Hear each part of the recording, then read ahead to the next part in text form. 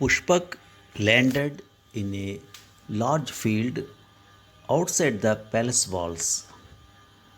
Ahead of us, I could see the looming gates of the city lit with smoky torches and a huge silent crowd that had assembled in front of it.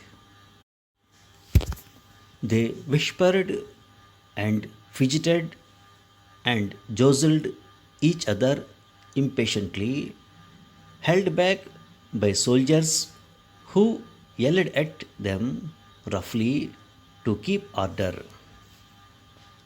I guessed these were Bharat's soldiers. I looked around hoping to see Bharat, but in the milling dark I could not recognize anyone. Not Bharat, not Shatrughna, not even Hanuman, whom we had sent ahead to inform them of our arrival. I could feel anxiety pulsing through me.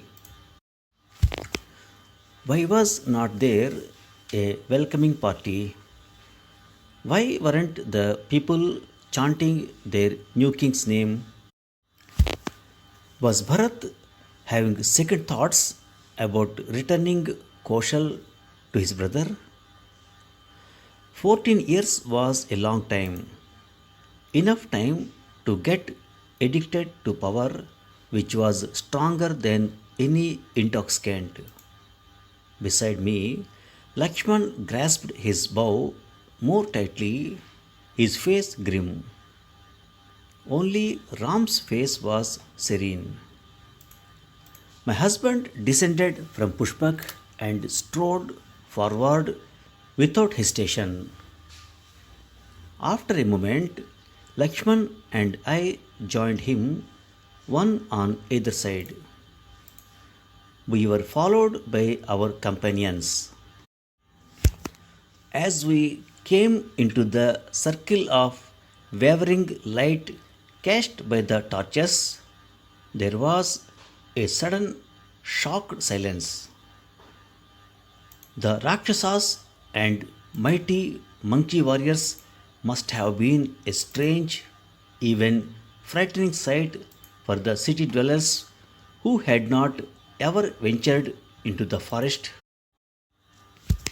who had been brought up on terrifying tales of what lived within it. It didn't help that other shadowy beings, magically fabricated by Pushpak, carried out the treasure chests given to us by Vibhishan and then disappeared, turning into wisps of fog.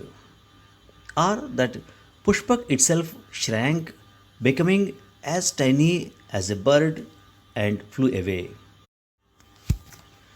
I felt a moment of pity for the Ayodhyans standing there, for all that they would never understand, and then a stab of worry. How would they greet our honored guests? Had Ram been right in his reluctance to bring them, concerned that their presence would cause unrest, maybe even violence?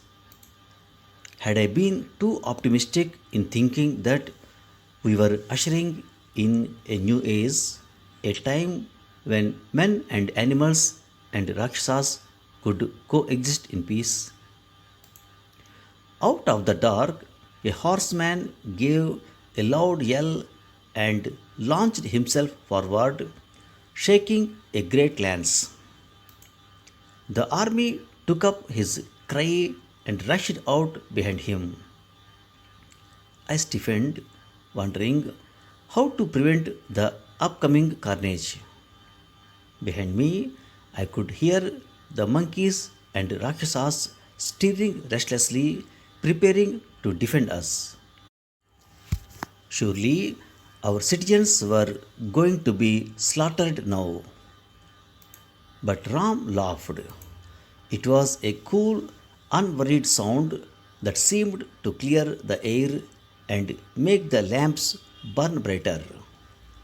Once again, he was right, for the horseman vaulted off his horse, handed the lance, which was not really a lance but a furled umbrella, to a follower, and threw himself into my husband's arms.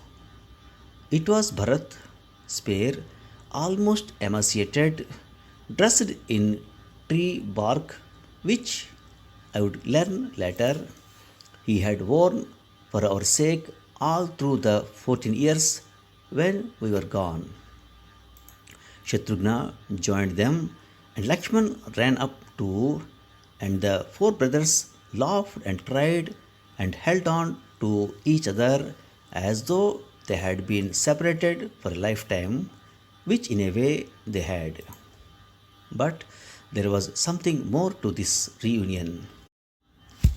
As I watched them, it seemed that their human outlines lost their shapes and became flame like, and then the four flames merged to become one great shining. Its brilliance blinded me, and its beauty brought tears to my eyes. Were they all part of Vishnu, part of the divine play the fire god had hinted at? After a moment, the vision faded, and I became aware of the chant rising from the crowd: Raja Ram, Raja Ram, Raja Ram. I was happy that they called for my husband, but a small cold hand clutched at my heart. They were not calling my name as they had on that long ago coronation day that never came to be. Why was that? The brothers had not noticed anything amiss. They were clapping each other on the back, all talking at once. Bharat kept saying, "Is this really happening? Or am I once again dreaming this reunion the way I have dreamed of it for all these years, only to awake alone in the grey morning?" And Lakshman, punching him playfully, said, "This is no dream. See, otherwise my fists would have awakened you by now." I stood back, willing to let the brothers have their time of intimacy, but Ram took me by the hand and brought me forward, saying, "Here is Sita, whom even the mighty Ravan dared not dishonor." And the brothers all bowed to me with great reverence and addressed me as queen. Then a furry shape flung itself out of a tree and landed at my feet, crying, "Sita Ma." "Hanuman," I called out with joy, for his love was simple and unequivocal, unlike human love, and powerful bond had been forged between us ever since he found me in the Ashoka forest. He was the only one who really knew what I had gone through, and having him here made my return to Ayodhya that much more of a victory. Hanuman began a different chant now: "Sitaram, Sitaram, Sitaram." And after the barest pause, the crowd took it up, acknowledging me along with my husband as royalty. And thus Ram and I rode in triumph at the head of the procession, the royal umbrella of red silk now unfurled above our heads, to the palace entrance where Kaushalya and Sumitra, aged now and half blind with years of tearful sorrow, were waiting impatiently to greet us with platters of lamps and auspicious sindoor and sandalwood paste and sweetmeat. And if their hands shook as they waved the arati plates, and if they wept more than they smiled, and If the palace they led us into was only a shell of what I remembered from Dashrath's day, none of it mattered. I was awakened in the morning not by the playing of beautiful veenas or songbirds or the sounds of temple bells, but my husband's sneezing. Ram's eyes were watering and his nose red by the time I got up. I could see why right away. I had not paid attention to it at night, in the dim light of the lamps, in the midst of my excited tiredness, and everyone asking us questions about our years away. Our rooms were full of dust, as though they had not been cleaned in a long time.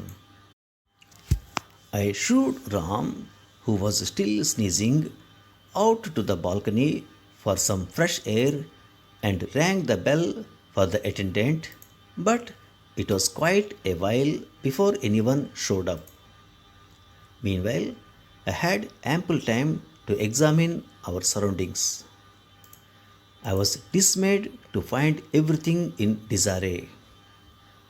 Our bedclothes were old and frayed, with tears along the creases, and smelled of mildew. It looked like they had been stuffed inside a chest for all the years of our banishment. Our quilts were lumpy, with suspicious holes as though mice had chewed on them.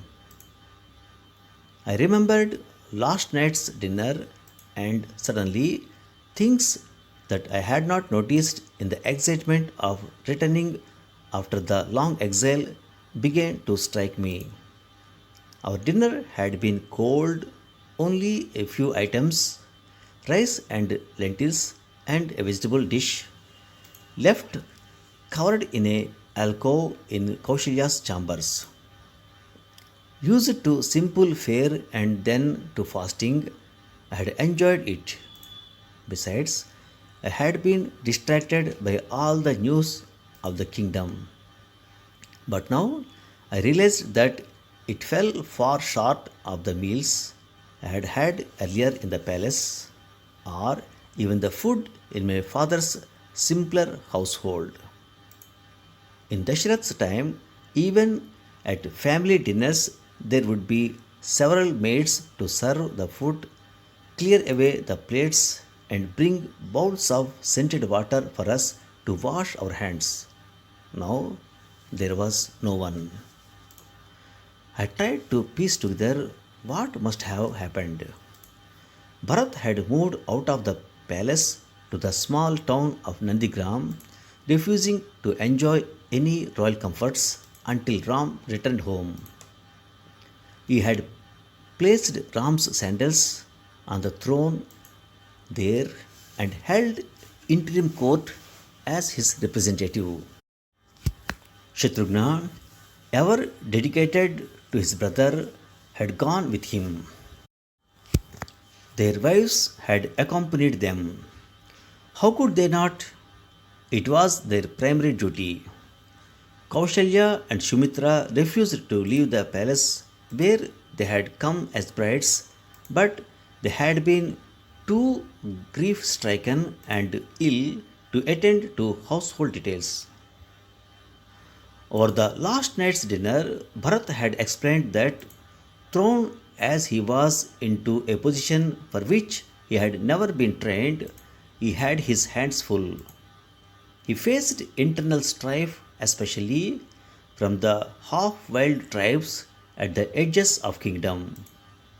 Neighboring kings had taken this opportunity, with Dashrath dead and Ram gone, to invade what they perceived as a weakened kingdom.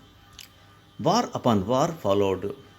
Bharat and Shatrughna managed to defeat their enemies, but it took all their energy and seriously depleted the royal coffers. It had not helped that several years of famine had followed. The crops dying mysteriously in spite of ample rainfall. The people whispered that it was because such an injustice had been done to Ram. I did not blame anyone for the state of the palace, but I was surprised that Urmila, who had continued to live here, hadn't taken care of things, that she hadn't watched over Mother Kaushalya and Mother Sumitra's comfort more diligently. Surely, my mother had trained her to be a better daughter in law and princess. Where was Urmila anyway? She hadn't shown up at dinner last night, and when I asked, Mandavi and Shrutkirti had glanced at each other and said she was in her chambers. She was not feeling well. She had gone to bed. The physician had instructed them not to disturb her. Let me take a look at her, I said. I have been taking care of her ever since she was a girl. I know which herbs work well on her system. But at this, my cousins and their husbands all insisted that I should not trouble myself or Urmila at this time. She must be sleeping by now, Mandavi said, avoiding my eyes. I am sure you are tired after your long journey. Please rest tonight. You can see her in the morning. I guessed that Urmila was sulking, furious with Lakshman and me for abandoning her to loneliness and drudgery all these years while we went off on what she considered a marvelous adventure. She had probably told my cousins that she wanted to see Lakshman in private in her chambers before she met with Ram or me. I feared there was going to be a fight, one involving 14 years of stored up weeping and accusations. I glanced at Lakshman, who looked more worried than if we were about to face a phalanx of Rakshasa warriors. Very well, I said, yawning, suddenly tired, the long day's tension hitting me all at once. I would worry about Urmila's temper tomorrow. I had faced enough of her tirades in the past and knew how to handle them. Once she had vented her anger on me, she would be ready for me to apologize. Then I could express how truly sorry I was about leaving her behind on her own. I hoped to make her see that I had made the only choice I possibly could. Where Ram went, there I had to follow, like body and soul.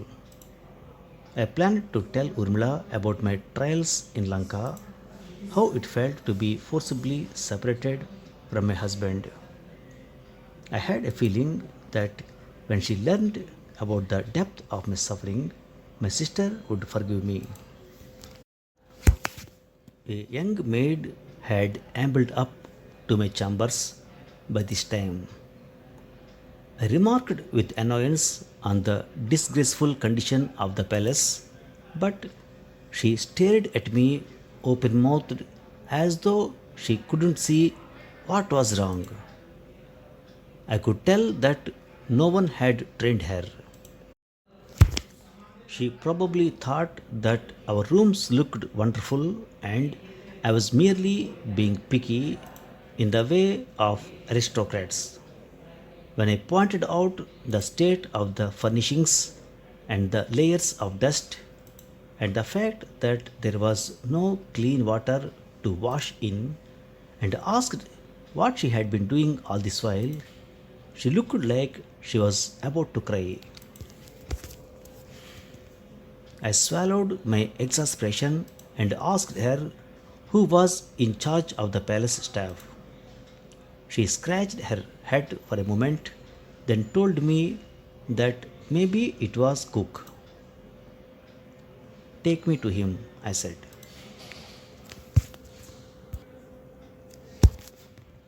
She led me along labyrinthine corridors and down several sets of narrow stairs that had clearly not seen a broom in months until I ended up in a cheerless, cavernous hall. At one time, it must have been a bustling place like the kitchens at Mithila, which I had often visited. Today, none of the fires were lit except for a small one in a corner where a pot was being stirred unenthusiastically by an old man, unkempt grey hair falling into his eyes. The dishes from our dinner were stacked untidily on the floor, and vegetable peelings were strewn everywhere. I looked around for helpers. Surely he had some, but none were to be seen.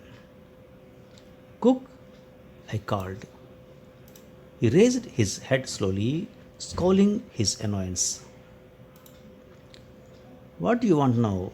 He said in a gruff voice. Can't you see that I have my hands full? Clearly, he had no idea who I was. I am Sita, Lord Ram's wife, I said. Thank you for the dinner you cooked us last night. It was good to come home and eat some kosher food after many years. His eyes widened and he joined his palms and bowed. Queen Sita, pardon me. It has been so many years since I saw you last. You were a beautiful new bride, and I was just Shrava, a lowly kitchen assistant, peeling vegetables and washing pots. I still remember the wonderful feast that was prepared in this kitchen when you were welcome into Ayodhya, though of course I was not allowed to cook any of it. It broke all our hearts when the old king was tricked into banishing Lord Ram and Lakshman to the forest, and you went with them. I am sorry. I couldn't send a better meal to Queen Kaushalya's rooms last night, but that was all I could manage to put together. You see, I'm the only one left here, and the treasurer hardly gives me any money to buy food. Says things are very tight since the wars and the famines. How about your pay? I asked. Shrava shook his head. That is why the others left. There has been no money to pay us for a while, and they have families to feed. But I stayed on. What would happen to the two old queens if I left? I thought. As it is, they don't ask for anything, don't seem to have any interest left in life. I cooked whatever I could forage for them, trusting that Lord Ram and you would return someday and things would get better. How about Queen Kaikeyi? I asked. Haven't seen her in years, the man said. Lord Bharat, he was crazy with anger at her when he came back and found his father dead and his brother banished. He would have killed her if the holy sadhus who had come to conduct the funeral hadn't stopped him, saying it was a great sin for a man to kill his mother. He threw out that hunchback Manthara, who had been the cause of all this trouble, and he imprisoned Kaikeyi in her apartments. None of us know what goes on in there. Once in a while, we see a maid or two go to the market for food, but they don't talk to us. Princess Urmila is another mystery. No one except her chief maid is allowed to enter her chambers, and she hasn't asked me for any food for the princess, not once in 14 years. I was troubled by all this bewildering news, especially the part about Urmila, but had to focus on one thing at a time. I took off the heavy gold bangles Mandodari had given me in Lanka and held them out to Shrava. Thank you for telling me what has been happening, Shrava, and thank you for your loyalty. Take these, sell them in the market, and keep some of the money for yourself. You deserve it for being such a faithful retainer all these years. Then buy all the ingredients you need and cook a fine meal for the royal family. Send it up to Queen Kaushalya's rooms. Hire some people to undercooks, washroom cleaners. Get good experienced workers. Tell them that they will be well paid and set them to work. I am putting you in charge of all the domestic staff. Let's get this palace back in shape. And don't forget to send food to the guest quarters for our Rakshasa visitors and fruit to the royal gardens where I believe our monkey guests have been placed. Shrava stared incredulously at the golden bangles. You'll trust me with such expensive things? Of course, I smiled. And I'm ready to give you more if you need. Haven't you been taking care of the mothers all this time? Didn't you stay on here alone even when there was no guarantee you would ever get paid? Just be sure to get me a good price. Chirava touched the bangles to his forehead, his eyes filling with tears. I will haggle with the goldsmith like my life depended on it, my queen.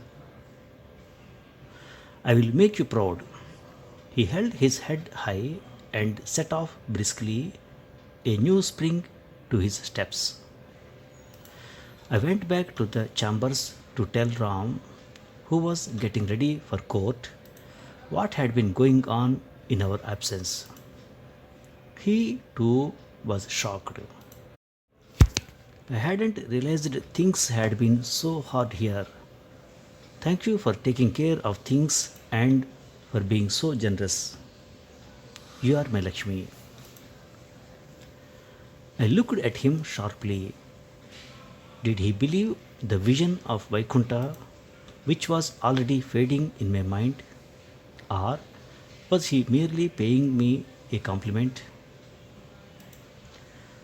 In a little while, a different maid, neatly dressed and efficient looking, came by to call us to Queen Kaushalya's chambers, where the windows had been thrown open to sunlight and the floors cleaned. I found Kaushalya and Sumitra exclaiming in delight over the hot meal that had been sent up from the kitchen, freshly made rotis and vegetables, dals and sweetmeats. In the corridors outside, I could hear attendants scrubbing and dusting. Others were carrying out loads of clothing to be washed or mended. Shrava had done well indeed. I served the queens and my husband, but when they asked me to join them, I shook my head. First, I had to accomplish the task that had been nagging at me ever since I awoke. As soon as Ram went off to the royal court, where a great many responsibilities awaited him, I hurried to Urmila's quarters.